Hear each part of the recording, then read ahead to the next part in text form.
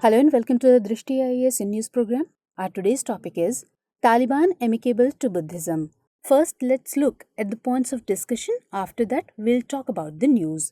And the points of discussion are, we'll know about the news, then about the China-Afghanistan nexus, then Bamiyan Buddha and traces of Buddhism in Afghanistan. Why did the Taliban raise Bamiyan? The aftermath, the conclusion, and lastly, a question.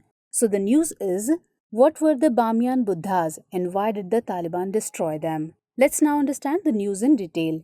Actually, the Taliban regime in Afghanistan has said it would protect the ancient Buddha statues in 𝐻𝐸, 40 kilometers southeast of Kabul. The archaeological site contains Afghanistan's largest copper deposits. The Taliban's position is in marked contrast to the time they ruled Afghanistan earlier, when in the face of global outrage, they brought down the centuries-old Buddha statues in Bamiyan using artillery, explosives, and rockets. Now let's know about the China-Afghanistan nexus. In 2008, Hamid Karzai signed a 30-year contract with the Chinese joint venture called MCC to extract high-grade copper from 𝐻𝐸. A technical committee from MCC is due in Kabul in the coming weeks to address the remaining obstacles. China could become the first major power to take on a large-scale project in Taliban-controlled Afghanistan, global manufacturing powerhouse. There is a lack of international competitors and a lot of support from the government side. For Afghanistan, the contract at 𝐻𝐸 could bring in $250 to $300 million per year to state revenues. Now let's know about the Bamiyan Buddha and traces of Buddhism in Afghanistan. Buddhism was one of the major religious influences in Afghanistan during the pre-Islamic era, arriving in the region in 305 BCE when the Hellenistic Seleucid Empire 312 BCE to 63 BCE formed an alliance with the South Asian Maurya Empire. The strategic city of Ghazni has strong ties with Afghanistan's Buddhist past. The 𝐸𝐻𝐒 or 𝐸𝐻𝐒 Buddhist cave complex and the Tapar Sardar Monastery complex are located there.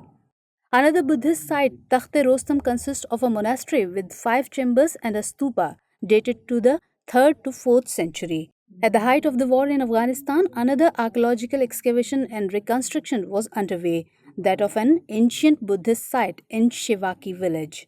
The Bamiyan Buddha statues hewn from sandstone cliffs are said to have dated back to the 5th century AD and were once the tallest standing Buddhas in the world.